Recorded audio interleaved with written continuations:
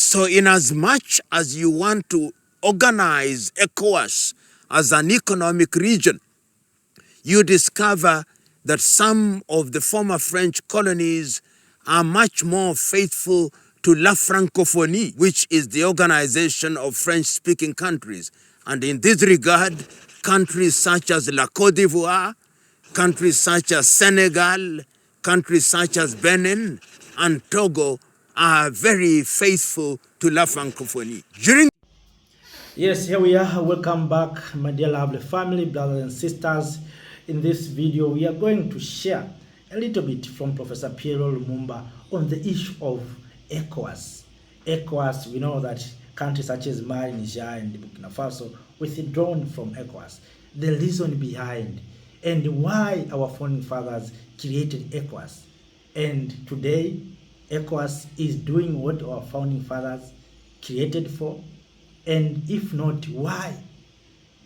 Why France has become an engine of ECOWAS? So we are going to look deep into this video. Welcome and enjoy the video. We focus on the economic community of West African states, otherwise abbreviated as ECOWAS. ECOWAS was founded in Lagos, Nigeria in the year 1975.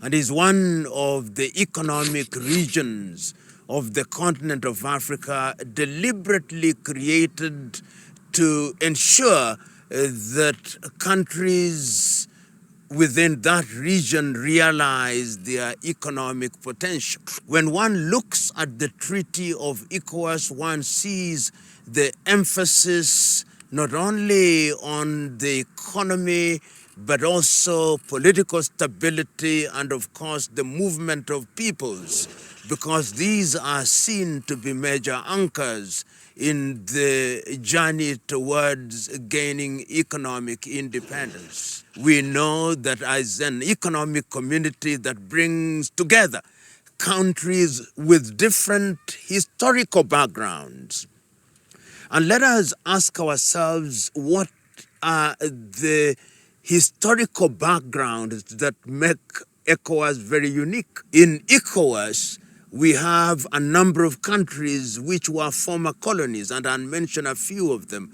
Countries such as La Côte d'Ivoire, Senegal, Mali, Niger, Burkina Faso, Benin, Togo. All these are countries which were colonized by France and are within ECOWAS. Then we have countries that were colonized by the British, such as Nigeria, Ghana, and of course the Gambia. And we have Liberia, which is unique because it was not colonized, but it was a settlement for freed slaves from the United States of America. Of course, one must not forget to mention Sierra Leone. All these countries come with a tradition, or with traditions that are very different in terms of governance and in terms of language. So that is the complexion of ECOWAS. But even in that space, people do realize that some of the borders, and indeed all the borders, are artificial. So that if you look at countries in that region, you will discover that in Ghana, for example, if you go to the area of Tamale, you have the Bimoba or Moba in Ghana as you have them in Togo. And you go to Gambia, you find the same. You find the Wolof, who are to be found on both sides. And you find the Yoruba on different sides of the border, as indeed you find the Igbo, as indeed you find the Bambara, as you find the Mosi. All these in itself does create a very complex situation. But let us get back to ECOWAS. When ECOWAS was founded, it was founded, as I've said, to ensure that the economies of those countries are given the boost that they need to ensure that there is the reduction, if not the removal, of tariff and non-tariff barriers.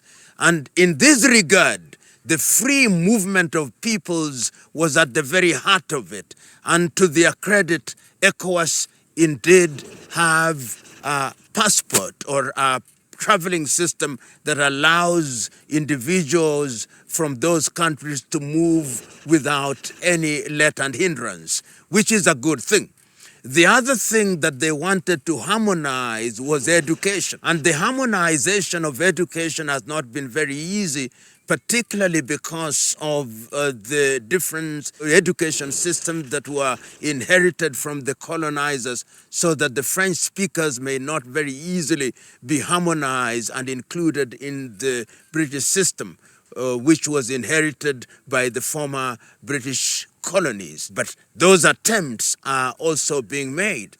And in terms of dried in the dust economic arena, there have been attempts even to have a common currency. In fact, there was the proposal to have a currency called the ECO, and countries were beginning to warm up to the ECO until, and this is never said, the French actually interfered with the creation of the ECO currency because it was considered to be a threat to CFA franc, which is used in certain parts of Western Africa and within the ECOWAS region. So in that regard, one sees that there have always been external attempts at ensuring that ECOWAS does not function as efficiently as it ought to, and in keeping with the treaty that created it in 1975 in Lagos, Nigeria. The other function that ECOWAS plays is what is called the Economic of Western Africans Monitoring Group. And ECOMOG is the body that emerged from that particular initiative, which is meant to monitor peace. And we will remember that in 1990, when there was a civil war in Liberia during the days after the death of Samuel Kanyando and the emergence of Charles Taylor, it is the ECOMOG forces led by Nigeria which went into Liberia and stabilized the situation. So ECOWAS is also in the arena of ensuring that peace is maintained within the member states. And we have seen that during the period when ECOMOG was very strong in the 1990s, when there was trouble in Sierra Leone, when there was trouble in Liberia, the intervention of ECOMOG did indeed serve to stabilize the situation. But ECOWAS, like all regional bodies, has had its problems. Some of the problems have been internal, some have been external. Let us start with the external. France, as a colonizer, is a colonizer that never wants to leave. And you only have to listen to some of the early independence fighters within that region, such as Ahmed Sékou Touré of Guinea, or Modibo Keïta of Mali, who in the early days were very suspicious of the French, and time has proved them right. So in as much as you want to organize ECOWAS as an economic region, you discover that some of the former French colonies are much more faithful to La Francophonie, which is the organization of French-speaking countries. And in this regard, countries such as La Côte d'Ivoire, countries such as Senegal, countries such as Benin and Togo are very faithful to La Francophonie. During the same period, you also have leaders in a number of countries in former French colonies again, who are actually answering to Paris. And that is what has undermined the cohesion that one expected, and that is what has led to coup d'etats. So that within a very short period in the advent of these coups d'etats, we have seen quite a number of them in Guinea.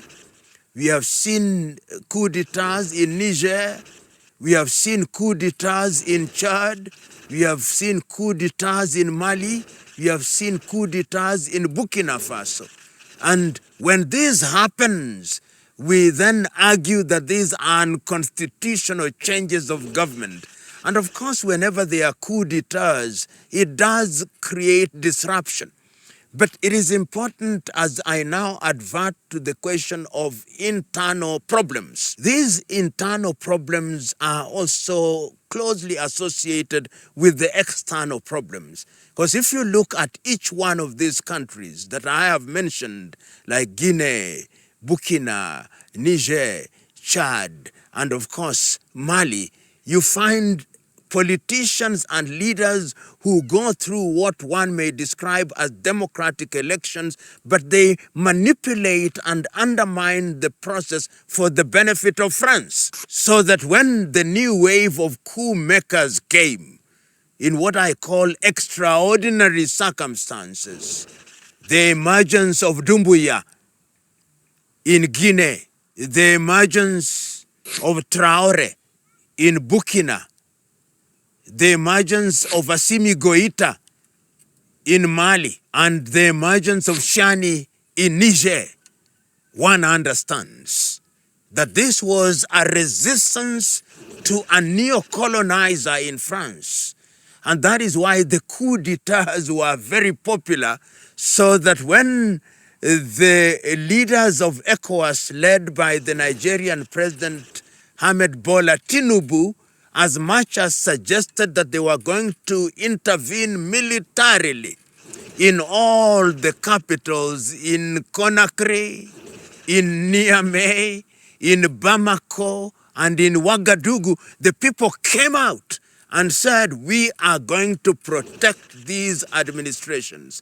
And that tells you, therefore, that there is a resentment of the continued activities of the neo-colonizers, and this has undermined the cohesion within ECOWAS. And it is as a result of those coups d'etats that something very unique happened, that the three states, namely Niger, Mali, and Burkina Faso, gave a notice that they were withdrawing from ECOWAS, and indeed, as at January the year 2025, they have formed a new union of the Sahelian states.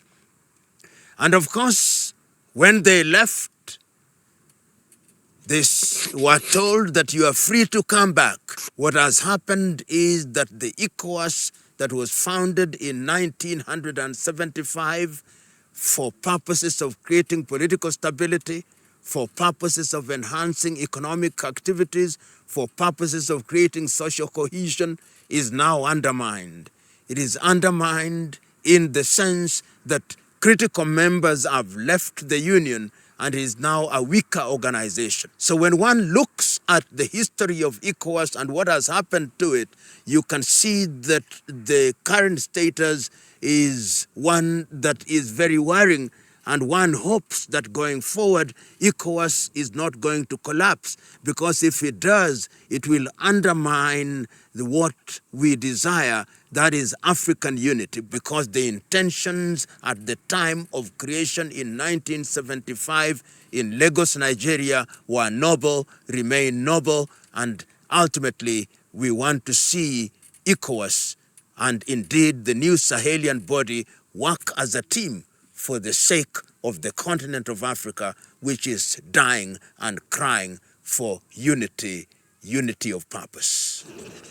Ladies and gentlemen, our conversations continue, and our subject is the mother continent Africa in all its diversity and all its splendor. Let us say bye-bye, knowing as we do that we'll come back again to continue.